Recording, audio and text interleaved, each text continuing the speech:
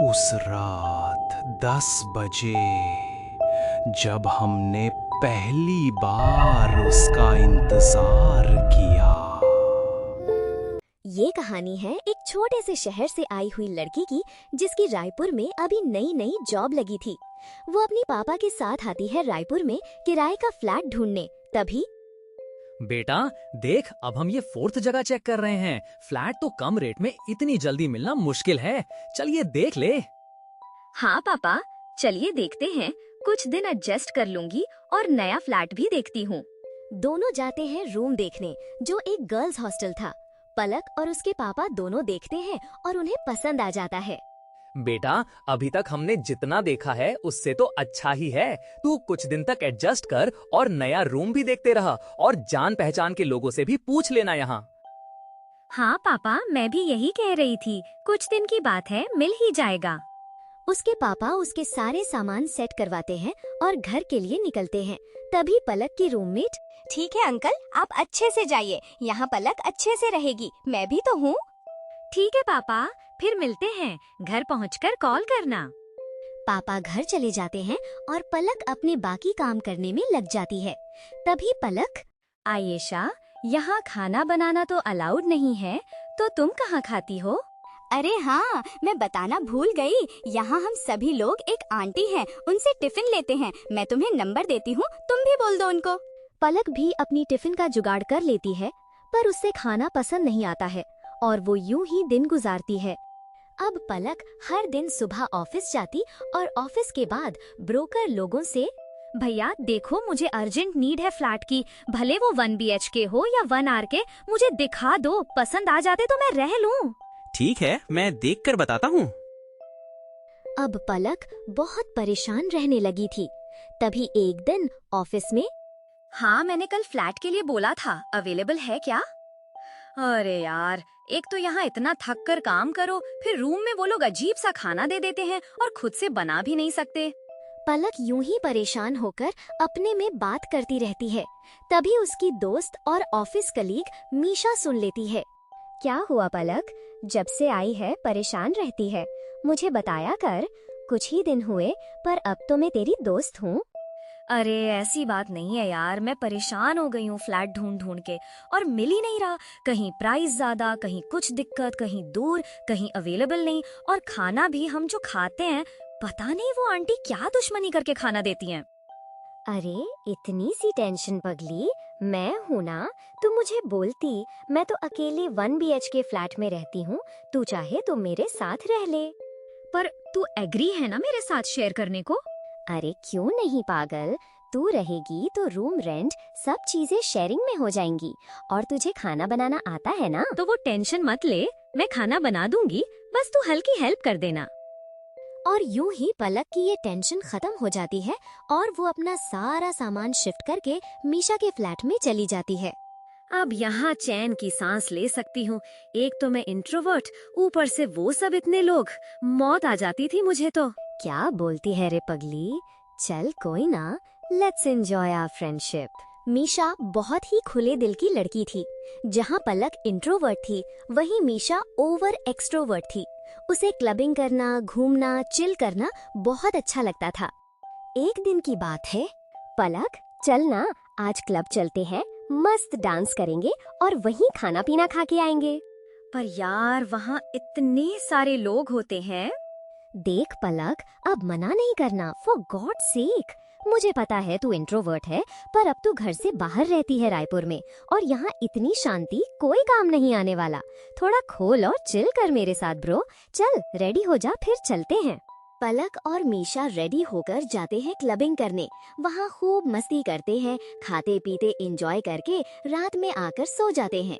अगले दिन सुबह मीशा, अबे कल तुझे मजा आया ना रात में? रात में इतना थक गए कि हम सो ही गए, तो मैं पूछ नहीं पाई। हाँ यार, मजा आया। अब मैं तेरे साथ रहकर धीरे धीरे इन सब चीजों से फ्रेंडली हो रही हूँ, और it's good for me. Thank you for that experience. चल बे पगली, अब चलते हैं ऑफिस। दोनों ऑफिस चले जाते हैं और यूं ही अब हर दिन ऑफिस के बाद कभी मरीन ड्राइव, कभी पब, कभी कहीं नई नई जगह घूमने जाते और खूब एंजॉय कर रहे थे। तभी एक दिन मीशा, पलक क्या कर रही है? बोर लग रहा, चलना कहीं चलते हैं।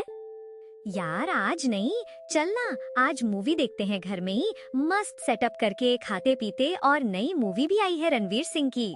हाँ ठीक है, चल बियर लाते हैं और बियर पनीर चिली और भी डिश बना के हम मस्त चिल करते हुए मूवी देखेंगे। दोनों अपने प्लान के हिसाब से सारा अरेंजमेंट कर लेती हैं और मूवी देखने लगती हैं। तभी मीशा, यार मजा आ रहा है ये मूवी और साथ में बियर। माह, चल थैंक्स बोल मुझे इस प्लान के लिए।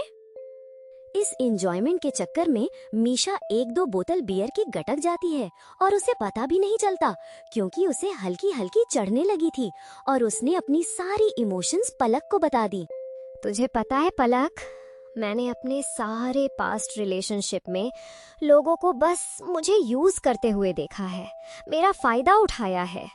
मैं कब से क्रेव कर रही हूँ सच्चे प्यार की, पर कभी भी मुझे ट्रू लव नहीं मिला। कोई ना bro, you are true gem और वो सभी लोग तुझे डिजर्व नहीं करते। हैव पेशेंस, तुझे बहुत अच्छा पार्टनर मिलेगा। तुझे पता है, मैं लाइफ में काफी ज्यादा अकेली थी। मुझे अकेलेपन से बहुत डर लगने लगा था ना, इसीलिए मैंने तुझे इनवाइट किया अपने साथ इस फ्लैट में रहने के लिए, ताकि मेरा अकेलापन दूर हो जाए। और मुझे उस वक्त पता नहीं था कि मेरा वो डिसीजन बन जाएगा। अबे बस कर मीशा, और मत पी, सो जाते हैं चल, कल ऑफिस भी जाना है। तभी मीशा पलक का हाथ पकड़ते हुए कहती है, पलक मुझे ना तुझसे एक बात शेयर करनी है। मैं तुझ पर आंख बंद करके भरोसा कर सकती हूँ। अरे तू नशे में है, चल सो जा। देख, मैं कब से बताना चाहती थी, पर मुझे डर था कि कहीं तू भी मुझे जज ना करे और छोड़ के ना चली जाए। नहीं यार मीशा, ये तेरी लाइफ है और तूने जो भी अचीव किया है अपने दम पर किया है, तो मैं कौन होती हूँ जज करने वाली। तभी यहाँ मीशा पलक को बताती है कि पलक, मैं ना बाइसेक्सुअल हूँ और मुझे लड़कों पर भी इंटरेस्ट है और लड़कियों पर भी, पर जब जब मैंने शेयर करना चाहा है, लोग मुझसे दूर हो जाते हैं। ऐसा फील कराया गया है जैसे मैं मार्जिनलाइज्ड हूँ या फिर एलियन हूँ। तभी पलक मीशा को समझाती है, मीशा देख, अपना पार्टनर चूज करना एक इंडिविजुअल की चॉइस होती है। बाय होना, गे होना, लेस्बो, स्ट्रेट होना, इससे कोई इंसान पापी नहीं बन जाता। और तुझे जिन चीजों से खुशी मिलती है ना, वही कर, लोगों की बातों को इग्नोर कर। जैसे जैसे बियर की बोतल खुलती जा रही थी, वैसे वैसे नई नई खुलासे होती जा रही थी। तभी मीशा, थैंक यू पलक, मुझे समझने के लिए। और पता है तुझे बगल के फ्लैट में ना एक लड़की रहती है जिसके ऊपर ना मुझे बेजोड़ क्रश है, और मुझे लगता है ना वो भी मुझे पसंद करती है। शायद ये दोनों साइड से म्यूचुअल है। अच्छा, क्या मैं उससे कभी मिली हूँ? I don't think so. Tension नहीं ले, मैं तुझे जल्दी ही मिलवाऊंगी। अच्छा चल यार, बहुत हो गया, मैं थोड़ा बाहर घूम के आती हूँ, मुझे सफोकेशन हो रहा है। मीशा घूमने चली जाती है और पलक अपने घर वालों से कॉल में बात करती है। बात करते करते पलक बालकनी में जाती है और देखती है कि मीशा पार्क में किसी लड़की के साथ झूला झूल रही है और उस लड़की के कंधे पर हाथ भी रखा है। ये देखकर पलक मीशा को फोन करती है, और मैडम किसके साथ झूले झूल रही हो? घर भी आ जाओ, अब लेट हो गया है, सोते हैं। थोड़ी देर में मीशा फ्लैट आती है। अरे पलक, तूने देखा क्या मुझे झूलते हुए? मैंने देखा तुझे पार्क में कंधे पे हाथ रख के बैठे हुए। आहा, क्यूट लग रहे थे। नाम क्या है उसका? और तू मुझे कब मिलवाएगी? कहीं ऐसा ना हो तुम दोनों एक हो जाओ और मुझे निकाल दो यहाँ से, इसलिए मेरी भी दोस्ती करा दे उससे। लिजा नाम है, और रही बात मिलने की, तो वो कल रात में 10 बजे अपनी बालकनी में आएगी, तब मैं तुझे उससे बात कराऊंगी। ओके ओके डन, मैं चली सोने, गुड नाइट। दोनों सो जाती है। अगले दिन रात 10 बजे मीशा और पलक दोनों बालकनी में खड़े होकर इंतजार कर रही थीं। कहाँ रह गई बे तेरी लिजा मैडम, अभी तक आई नहीं? हाँ यार, हर दिन आती है, पर आज कहीं गई है लग रहा है। हो सकता है अपने घर गई हो। तो तूने उसका नंबर नहीं लिया क्या? नहीं, मैंने मांगा था, पर वो हमेशा बात टाल देती थी, तो मैंने भी नहीं मांगा। क्या पागल है, प्यार करती हो और नंबर भी नहीं है। दोनों अंदर चली जाती है। फिर एक हफ्ते बाद मीशा देखती है कि जो ब्रोकर लीजा को फ्लैट दिया था, वही ब्रोकर लीजा के फ्लैट में अब कोई और कपल को शिफ्ट करा रहा था। तभी मीशा ब्रोकर से, अंकल, ये लोग कौन हैं जो अपना सामान शिफ्ट कर रहे हैं? यहाँ तो एक लड़की रहती है ना? यहाँ कौन लड़की रहती है? आप मेरा टाइम वेस्ट मत करिए, मुझे काम है। चलिए भाई साहब। पक्का ये मुझसे या फिर ये कपल से कुछ तो बात छुपा रहा है, पता लगाना पड़ेगा। मीशा अंदर जाकर सब बात पलक को बताती है। क्या पता, अभी तो कुछ नहीं बोल सकते हैं, वेट करते हैं, कुछ पता चल जाए तो, या फिर वो खुद कुछ दिन में तुझसे मिलने आ जाए। यूं ही वेट करते करते काफी दिन हो जाते हैं, पर लिजा नहीं आई। अरे यार, देखना, इतने दिन हो गए, लिजा एक बार भी नहीं दिखी, ना मिलने आई, रूम छोड़ दी, बताई भी नहीं। मैं समझ रही हूँ यार कि तू उसे मिस कर रही है और हाथ में हाथ धरे बांट भी नहीं सकती, तो चल बिल्डिंग वाले किसी से पूछते हैं। वे दोनों अब ठान लेती हैं कि कहीं से तो पता लगाकर रहेंगे और चले जाती हैं सारे नेबर से पूछने। आंटी, वो ऊपर वाले फ्लैट में जो लड़की रहती थी, उसका एड्रेस जान रही हो क्या? मैं एक हफ्ता पहले उससे मिली और तब से पता नहीं कहाँ गई, और उस फ्लैट में नए लोग रहने आ गए हैं। क्या बेटा, क्या बोल रही हो? वो फ्लैट तो 2 साल से बंद है। तुम्हारा भ्रम होगा बेटा, वहाँ कोई नहीं रहता। वहाँ से आने के बाद चल उस आंटी से पूछेंगे। और सभी नेबर ने दोनों को यही कहा कि वो फ्लैट तो बंद है। अब दोनों सोच में पड़ जाती हैं। मैं उससे 1 साल से मिल रही हूँ और ये भ्रम कैसे हो सकता है, तू ही बता। हाँ यार, मैं समझ रही हूँ। चल हम गार्ड अंकल से पूछते हैं, वो तो यहाँ हर किसी को जानते ही हैं।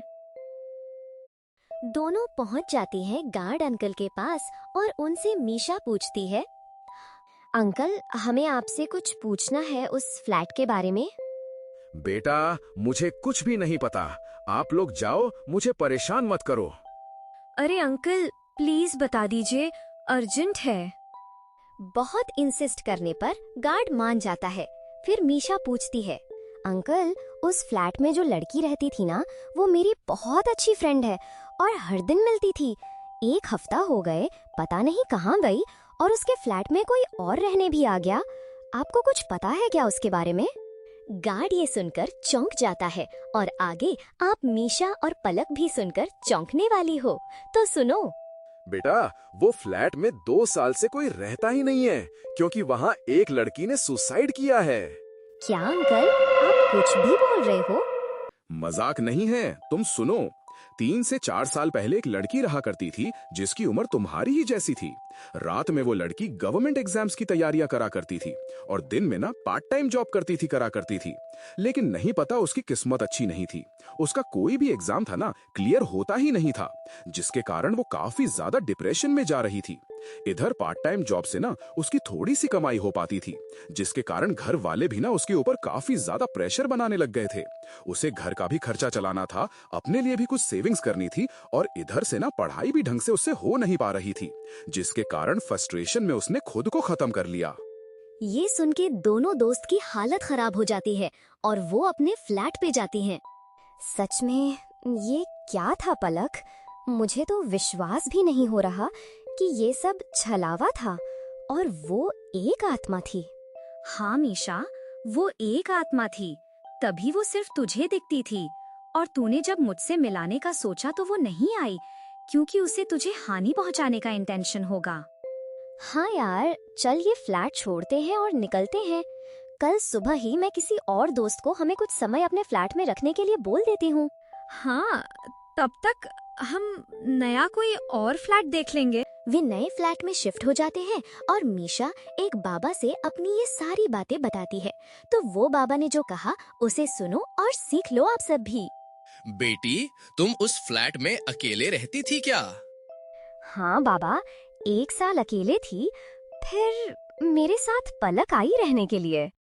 तुम जब अकेले रहती थी तो किसी बात से उदास और कमजोर हो गई थी क्या? हाँ बाबा, उस 1 साल में मेरे साथ बहुत बुरा भी हुआ है, जिसके वजह से मैं बहुत रोती थी और नशा करने लगी थी और अकेले दिन बिताती थी। हाँ, और वही टाइम वो तुमसे अट्रैक्ट हो गई थी, क्योंकि आत्मा हमेशा कमजोर और दुखी लोगों पे जल्दी हावी होते हैं। और तुम नशा भी करती थी, जिससे उसके लिए सब आसान हो गया और वो आत्मा तुम पर हावी हो चुकी थी और तुम्हारे पास आने लगी थी। अगर थोड़ी भी देर हो जाती तो शायद वो तुम्हें नुकसान पहुंचा सकती थी। अच्छा हुआ कि समय रहते तुम्हें सब कुछ पता चल गया। अब तुम उससे दूर हो, वो तुम्हारा कुछ नहीं कर सकती। हमेशा सकारात्मक रहो और बुरी चीजों से दूर रहो। ये सुन के मीशा की हालत खराब हो जाती है और वो सारे बुरी आदतें छोड़ देती है और खुश रहना शुरू कर देती है और नई पॉजिटिविटी से नई लाइफ की शुरुआत करती है।